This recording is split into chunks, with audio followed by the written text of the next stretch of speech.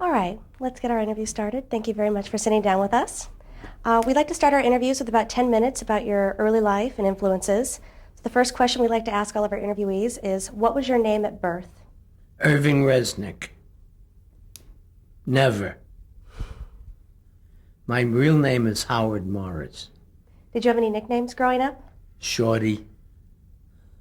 Peanut. When were you born? When my mother agreed. September the 4th, 1919. And where were you born? New York City. Is that where you grew up? Yep. What was your father's name? Hugh. What did he do for a living? He was an executive for the United States Rubber Company. Till his pension was coming and they fired him, which they used to do a lot in those days. How did that affect the family?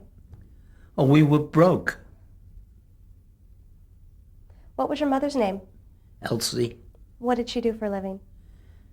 took care of me. Did you have any brothers or sisters? No.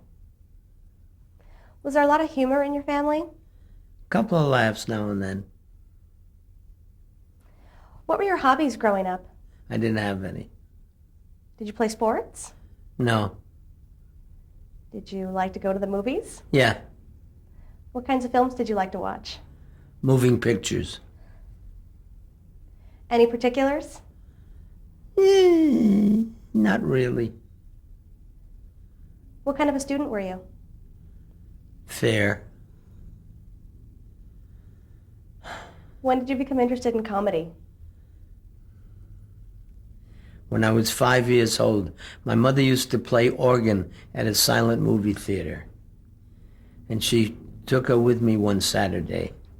She was going to put together her program for next week. And sat me down in the front row of the orchestra. And it was all dark. And she went and started to play. And slowly some lights came up. And before I knew it, there was a picture on the big screen up above me. And it was a German actor named Emil Jannings, whom I've never forgotten, who was appearing. And I looked at it, and I watched what they were doing. And I remember saying to myself, I think I can do that. Okay, is that an answer to your question? Was it a funny movie or was it a dramatic No, film? dramatic. What was the first time that you saw television? Do you remember? I don't remember. I think it was from a bus as we passed a retail store. And there were shows playing and people in the street watching. What did you think of it? I didn't think anything of it. Had no reaction to it. Now, in 1949, you joined the cast of Admiral Broadway Review. How did that come about? How did you get that job? Oh boy. Previous to that, I had been in a show called Call Me Mister. And the stage manager for that was a man named Biff Liff. And I was making the rounds in New York, and walked down 52nd Street toward the bus that was going to take me home. And I ran into Biff, and he said, "Oh, it's good to see you. And you got a jacket on, that's good. He can lift you up by the lapels." I said, "Who?" He said, "Sid Caesar." Now, I thought that was an illness of some sort. Sid Caesar. And he said, and a man named Max Liebman is producing a show across the street, as it happens, up on the 5th floor. He said, so I advise before you go home on the bus to go over and say hello. I said, do I have to? He said, yeah, you have to. I said, all right. This is my whole life in advance. So I went across the street and got in a small elevator and went up to the 5th floor. And this was pre-television history almost, 1949, 48 and 49. And saying hello to someone. And I asked somebody, I said, where do I find Max Liebman? And so he's down in the girls' dressing room. I go down, knock on the door, and I went down and I knocked on the door. And this little man with a huge toupee opened the door and said, yeah. And I explained who I was and so on. He said, come on in. And I went in, and he introduced me to Mel Tolkien, the head writer, and Monsieur Brie, a young Frenchman from France who was studying American television techniques. And then he introduced me to Sid Caesar, who was built like a god then. He was incredible. He worked out all the time. And they handed me a script, and I was going to be the henchman. Sid was going to be the big boss. And he was. And we started to read, and he reached forward, took me by the lapels, and held me up for the whole world to see and ignore. And he looked over at Max Liebman, and he said, Max, him get. This is a great linguist, does all the languages there are, said him get. And that was the beginning, and I started on that show. I think I got $35 a week. Was the show already on the air by the time you joined it? Yeah, And was this your first experience in television? yeah. What was the format of the Admiral Broadway Review? It had a line of girls who sang and danced.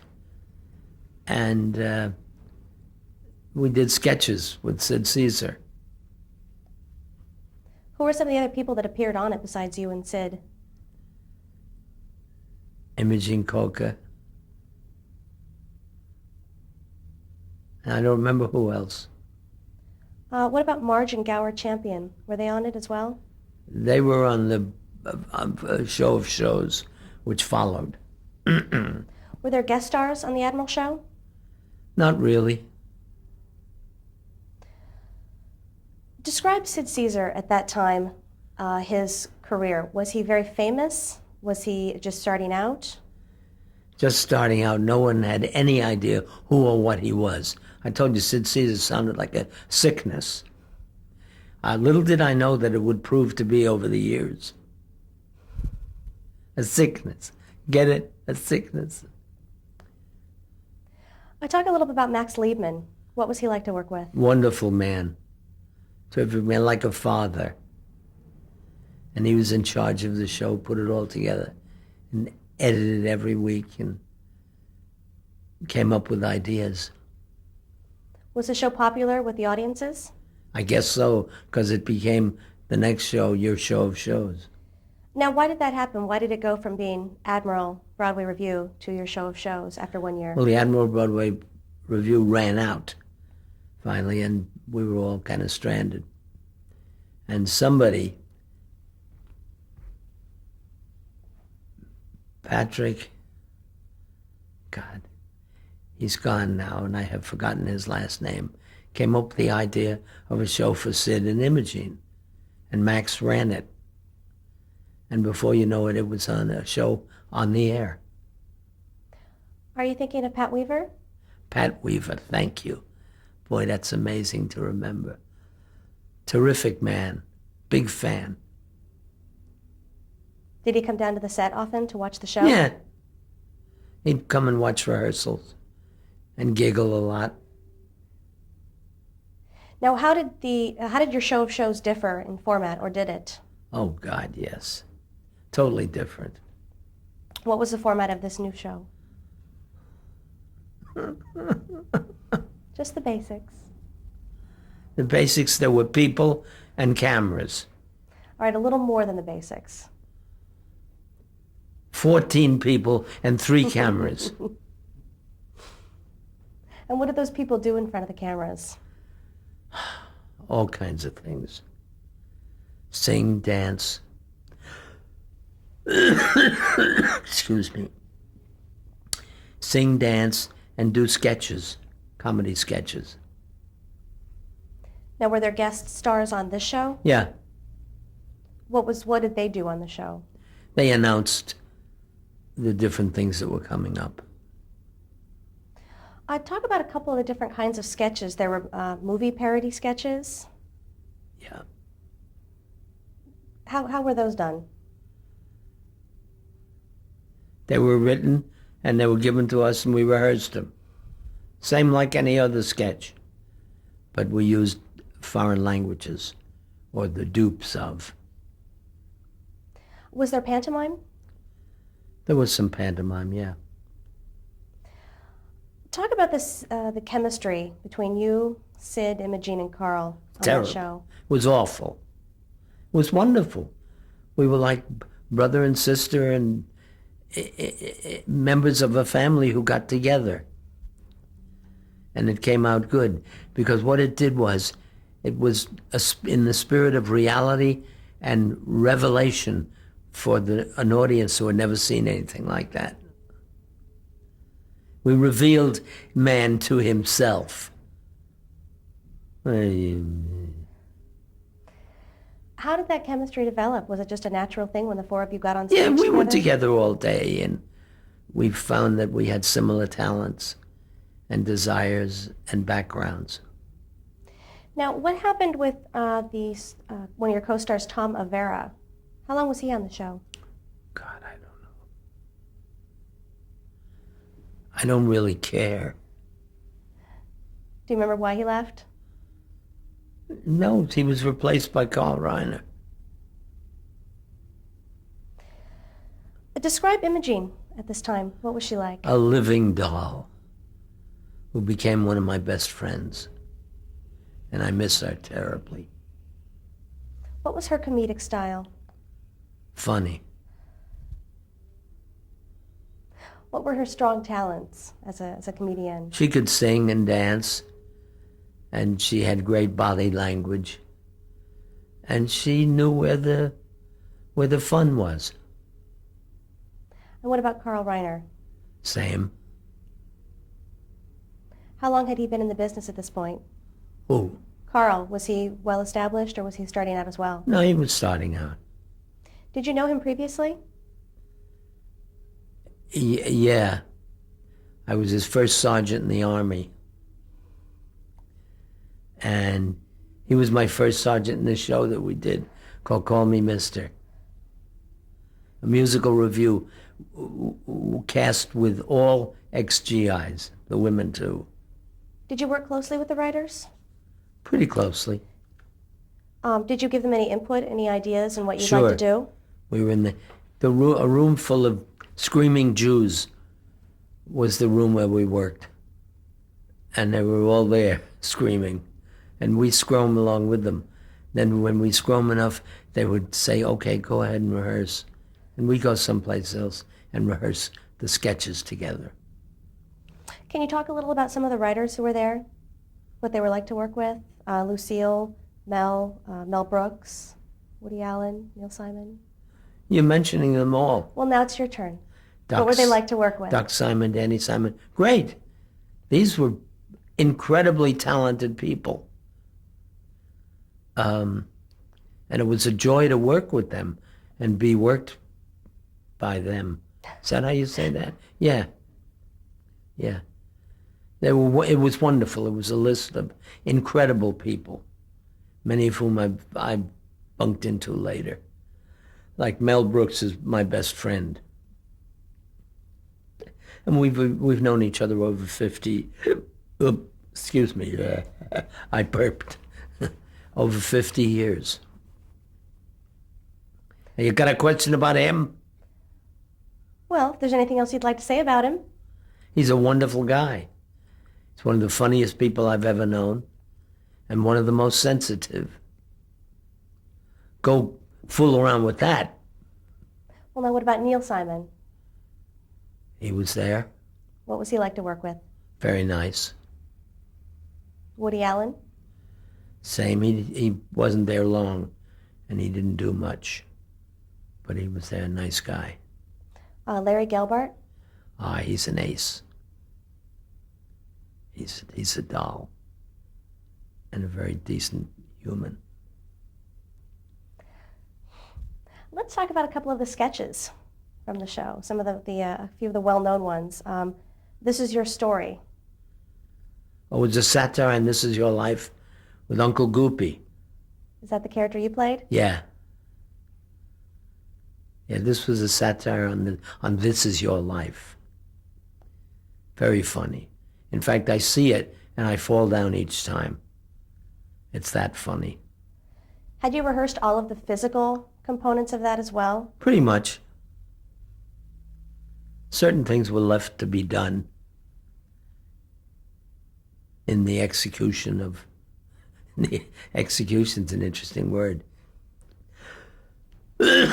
Excuse me. I gotta drink some water. It's quite all right. Salute. Yes, what were you saying? We were talking about the sketches. Yes. How about the clock? The Bavarian Oh, yeah. clock? Yeah, that was a joint effort.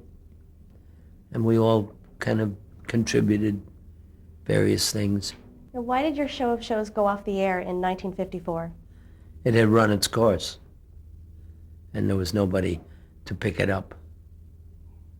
NBC tried, but we were opposed by shows that didn't cost an eighth of what this show costed.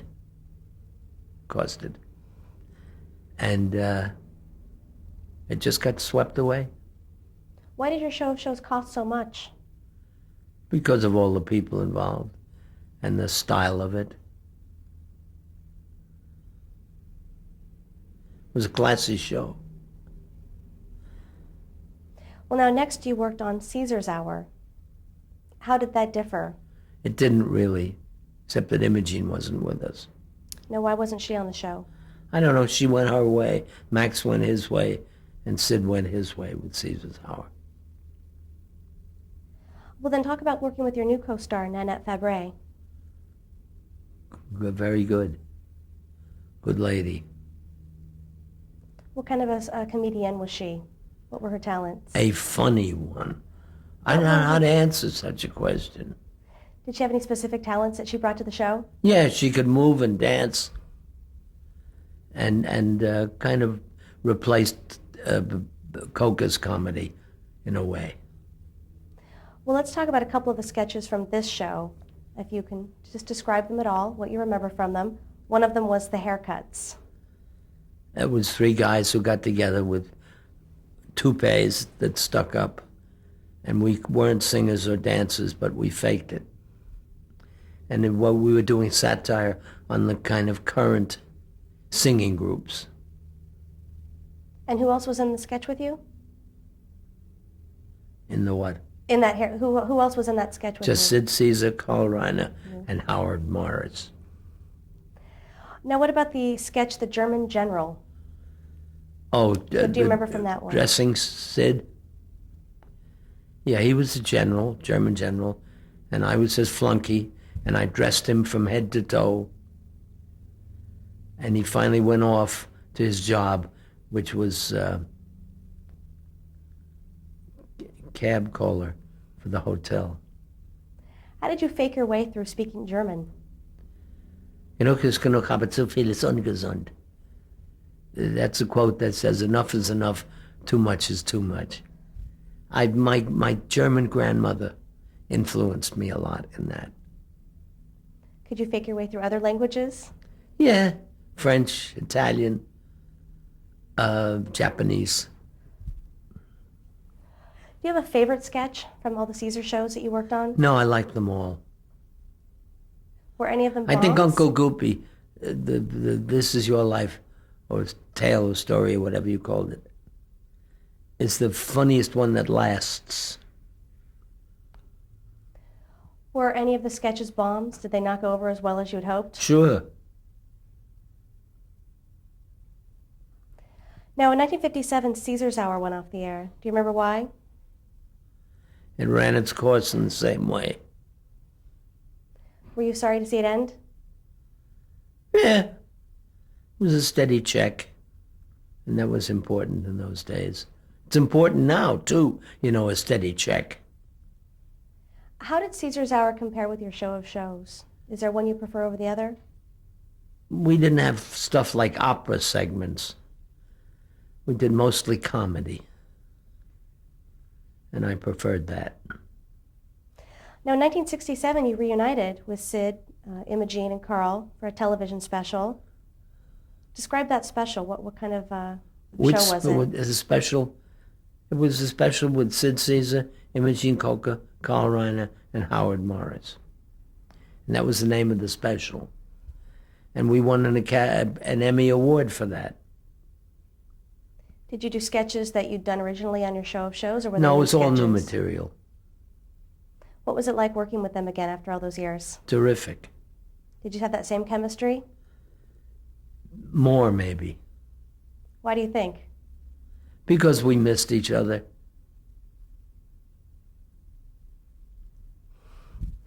Well, let's move on to some of your other live television work in the 50s. One of the shows on which you appeared was Twelfth Night. Can you talk a little about that production? Well, that was a play written by Shakespeare. And Maurice Evans was one of the stars of it. And I got asked to do a very interesting part, which I did. Do you remember what that part was? I forget his name, but he lived in a tree. Talk a little about Maurice Evans. What was he like to work with? Fine. Can you describe him as an actor?